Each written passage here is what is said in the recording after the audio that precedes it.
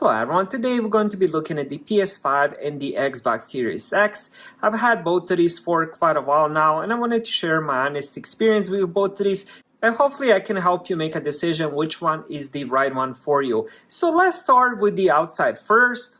Alright, so here's both of them next to each other. What I have here is the original PS5 with the disc edition. Now behind both of the consoles we kind of have the same thing, two USB Type-A super speed Ethernet port and the HDMI out. So both of them do have the same thing. Now on the front there's a little bit of difference. The PS5 does have USB Type-A, USB-C, then it does have the eject button and also the power button. Now the Xbox Series X is a little bit different. Power button is right here and this lights up, and then we have the eject button for the disk drive, and then here we also have controller pair button and then one USB Type-A. So a little bit of difference. PS5 definitely has that extra USB-C. Now you can end up using that USB-C to charge the controller. Now the cable inside the box is USB Type-A to USB-C for the controller since it does have built-in battery. Now, when it comes to the light, PS5 definitely is better. PS5 does have the lights here, and those lights do end up changing the color. They will go from the white, blue, and even red. Now, the Xbox Series X only has one light, which is the power button. I will show you that in a little bit. Now, when it comes to the cooling, which is really important, especially if you end up gaming 2, 3, 4, 5 hours, usually my gaming sessions are between 2 to 3 hours on both of these. Now, when it comes to that cooling, you will see little vents here. So most of the heat will end up going upwards, depending if you do have it in this vertical position. If you have it in the landscape, it's gonna go on the side, I guess. Now, when it comes to the heat itself, I just finished playing Resident Evil 4. I think my session was probably 2 to 3 hours, and the PS5 doesn't get hot at all. Now, there's a little bit of the noise whenever you're installing the game or whenever you end up turning on the PS5. But when you're actually playing the game, there really isn't any noise. So the cooling and the noise levels is really good on the PS5. Now the Xbox Series X has most of the cooling in the top position. There's a fan right here. I'm not sure if you can actually see the fan. But all the grills are on top. Kind of similar thing with the PS5 when it comes to the cooling. It does a really good job. Now the top does get hot, but that's normal. You know, if you ever had a gaming PC or, for example, Xbox Series S gets probably 5 times hotter than the PS5 or the Xbox Series X. So Xbox Series X does get hot on top, but honestly has no issues with the heating at all. When it comes to the noise levels, kind of same thing, you know, whenever the game is installing from the disk drive or whenever you turn it on, you will hear that little bit of that disk drive. But when you start playing, there really isn't any noise. Now, when it comes to the outside looks, I do like both consoles, but I would say the PS5 is definitely better looking console. I do like the looks of it. Also, I do like the little grills here. Also, I do love the lights. You can actually end up replacing the plates as well, adding some graphics to it and stuff like that. Xbox Series X is pretty simple. It kind of looks kind of like one of those soundbar subwoofers. Not that it's a bad thing, but overall, PS5 definitely looks better. Next, let's talk about what comes inside the box. PS5 does include the cable because their controller does have a built-in battery. I'm still shocked the Xbox, you know, doesn't have a built-in battery. It's been so many years and they still haven't done it. It's really frustrating. So that's one of the things I really don't like about the Xbox. Now, I know you can get battery pack and I know you can end up getting, you know, it does come with the 2 batteries. But if you do end up using AA batteries, they really don't last long time. I would say if you're doing 3-4 hour gaming sessions a day, you're probably looking at maybe a week of battery use, and then you have to replace them. And honestly, I'm kind of tired of replacing the batteries. I did end up getting the battery pack, but to be fair, they should have included that right inside the box. So the Xbox comes with the controller and the console, some paperwork, and that's it, and the batteries for the controller. Now PS5 comes with this cable, USB Type-A to USB-C, and if you did end up getting the original PS5, it will come with this stand so you can have it in vertical or the landscape mode. Alright, next let's look at the controllers. I have both of them side by side. Now I'm gonna give my honest thoughts on both of these. Now let's start with the PS5. Best thing about it is, as I already gave my rant, it does have the built-in battery. Another thing that it does have that Xbox doesn't have, it does have a built-in mic. So once I turn it on, it will show up here. But how convenient it is to have the microphone on the controller. For me, at least, not really. I always have my headset on, and I would strongly recommend getting the headset, even if you don't end up playing multiplayer games, but even if you end up playing single player games, having the headset on is just a whole different experience than just having the TV speakers. Unless you have a really good sound bar, then yeah, definitely get the headset. Now, as I mentioned, does have the built-in mic, does have the speakers here as well, so you can hear people and they can hear you as well. Another thing that I love, this thing ends up lining up, so it has this kind of line of light, and it does change color. I was just playing the Resident Evil 4 and this was light blue. It looks really cool, especially at night. Another thing that I do love, it does have the adaptive triggers, so if you're playing shooting games, racing games, these buttons, these triggers will end up getting hard. So as you zoom it in, it's kind of hard to zoom in because this ends up getting hard. It just adds a whole new experience to the gaming. And it also does have the haptic feedback as well, so if you're playing some intense game, you will definitely feel the controller. Now both of these do end up having vibration. Now one thing that I like with the Xbox controller is it just feels more comfortable inside the hands. Kind of hard to describe. I guess it would be a personal choice which one is more comfortable. Some people might prefer this one, some people might prefer Xbox controller. But when it comes to the features and the overall look, PS5 definitely wins this battle as well. Xbox controller is very simple, very comfortable. I do love using it. I mean, it doesn't add a lot. It does have vibration, but that's about it. You know, you have the light on the front, turn it on, same button you use to turn on the Xbox. Then it has some settings menu, it does have the share button, which the PS5 does have as well. Triggers are fine, buttons are pretty cool as well. It does have 3.5mm headset. PS5 has it as well. And then here it does have some Xbox accessory. I've never even seen any of the accessories for this. I really don't even know what it's for, but it is there. And here is where you put in the batteries. Again, Xbox, please make a controller with the built-in battery, I'm begging. And here is the Bluetooth pairing button, so you can end up using this. I guess you can end up using both the controllers with the gaming PC, laptops, and some other like smart TVs and stuff like that. I did end up using it with the Fire Stick as well. Mostly I did end up using with the iPad Air, playing the Xbox Cloud Gaming. And then it does have USB-C, so you can end up using it wired. For example, if you have a PC that doesn't have Bluetooth, so you can just connect it with the wires. Overall, both really good controllers, but definitely PS5, at least for me, does look better. Again, this is a personal choice. Some people might like the looks of the Xbox controller, same with the consoles. For me, at least, the PS5 does look better. Next, let's talk about the menu. This is where the Xbox actually wins. I do not like the PS5 menu.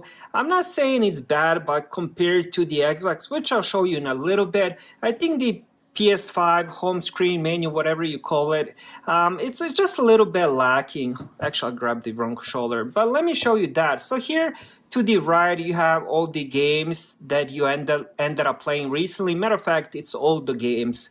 So this is the first game I ended up playing with the PS5, and then it has literally all the games I ended up playing.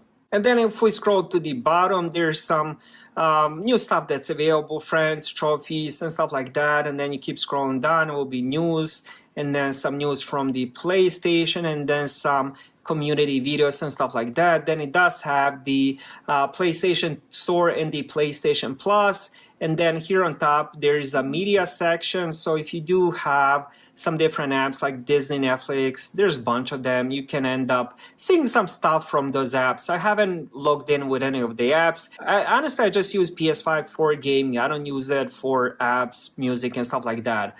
Then, of course, you do also have the section where you can see all the apps. Again, I don't have any because I'm not using PS5 for that. And here is again all the section from all the apps. Now let's go back to the home menu.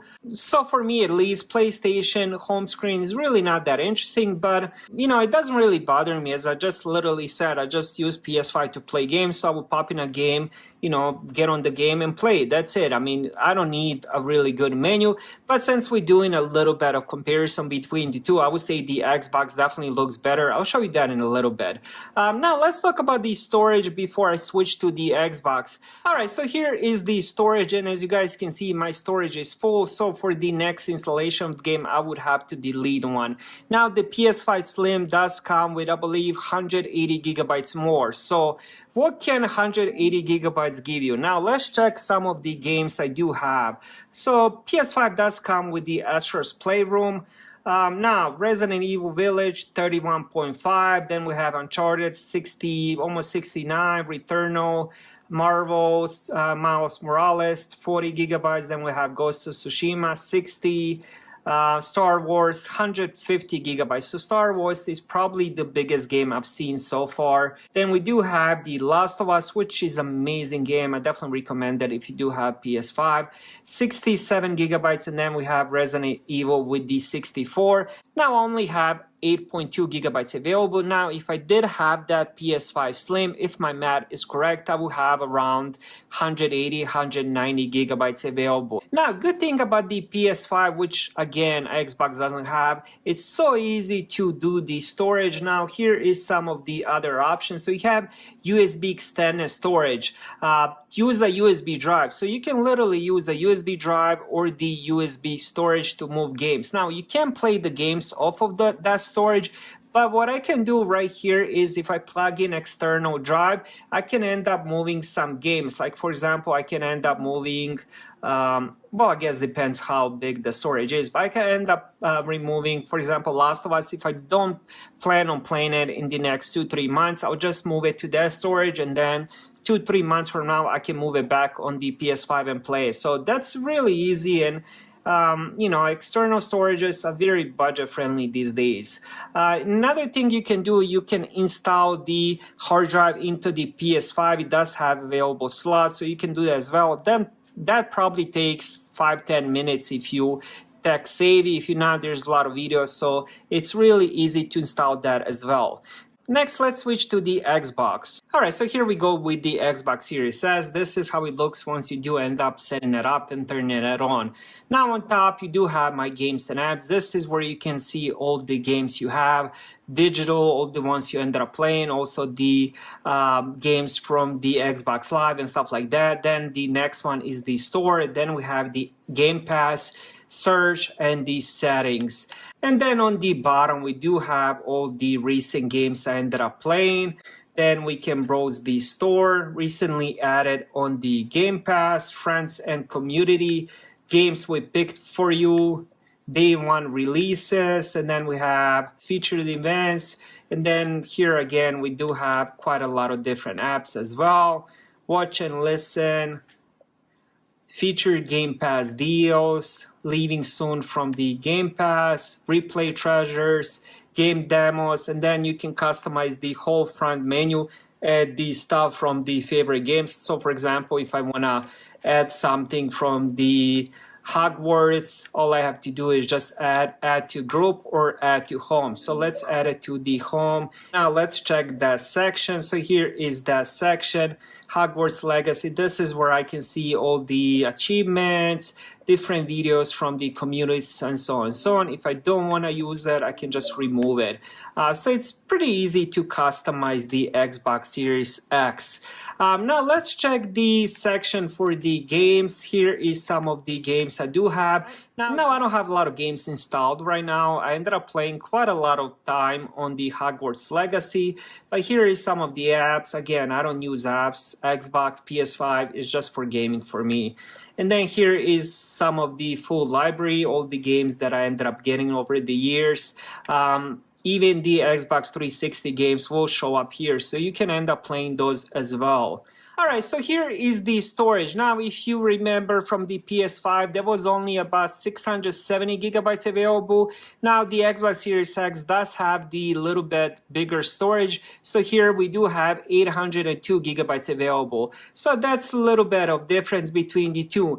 Now, even though the Xbox Series X does have bigger storage than the original PS5, not the PS5 Slim, I believe they do have the same storage, but differences are to add more storage to the PS5, there's a couple different ways, and it's really easy. On the Xbox, the only way to add the storage is to get one of their proprietary Xbox storage hard drives. So that would be one way. Again, you can end up doing that, but it's not very budget friendly, at least as of today. Next, let's talk about the main thing, which is the gaming. Which one has the better graphics? Now, I do game on the same monitor. This is a 4K 60 Hz monitor, so I haven't really experienced 120 FPS. I just don't have, and my TV is also 60 Hz. So I'm just gonna talk about gaming on the 4K 60 Hz monitor HDR support. Both consoles do have amazing graphics. I would say the best graphical game I played is probably Hogwarts Legacy on the Xbox. And on the PS5, I would say it would be probably Star Wars Jedi Survivor. The game does look gorgeous. Also, Ghost of Tsushima looks really good. Last of Us Part 1 also looks really good. That was an amazing remake. So graphically, both consoles are really amazing. Now, when it comes to the storage, both consoles load the games really fast. Now, another comparison I wanted to do is between the subscription, between the PS5 Plus and the Xbox Game Pass. Now, I personally prefer Game Pass. One of the main reasons I do have the Xbox is the actual Game Pass, and I've heard that from many other people, Game Pass is why they have the Xbox. So Game Pass itself, I mean, you can scroll through the games and check that out. They're changing the games all the time. Pretty much every week or 2 weeks end up adding 5-6 newish games. A lot of them are arcades, but a lot of them are really good AAA titles. For example, Dead Space Remake just made it on the Game Pass. Already ended up playing it, beating it. You have all the Forza Motorsports, Halo, which are Xbox exclusives, but there's quite a few AAA titles that aren't Xbox exclusives. Now, when it comes to the PS5 Plus, it just doesn't draw me in. Now, if I was full-time gamer, I would definitely get both. But right now, I can only play maybe two hours a day of gaming session, and I decided to go with the Game Pass. So I would say the Xbox is definitely a winner of those subscriptions. Now, when it comes to the exclusive games that are available on the PS5 but not on the Xbox, I would have to give that win to the PS5. PS5 does have the better exclusive, at least the exclusives I do want to play. Now, for example, Forza Horizon, it's exclusive to the Xbox, but I'm not big fan of the racing. I know the PS5 does have Gran Turismo, but it's not a genre I enjoy playing. I do like adventure, horror, stuff like that, games like that. So I would definitely go with the PS5 exclusives. I know a lot of people are going to ask me which one is the better console, which one should I get. It honestly comes down to the personal choice. Make sure you look over the exclusives. Also, check the outside looks. Maybe you want to buy the PS5 just for the looks alone and the controller and the features. Graphically, both of the consoles will look really amazing. The speed of loading and all that will be pretty much the same. But overall, I would honestly recommend either one of these consoles. Both are amazing and I love using them every single day. Thank you guys for watching. Have a great day.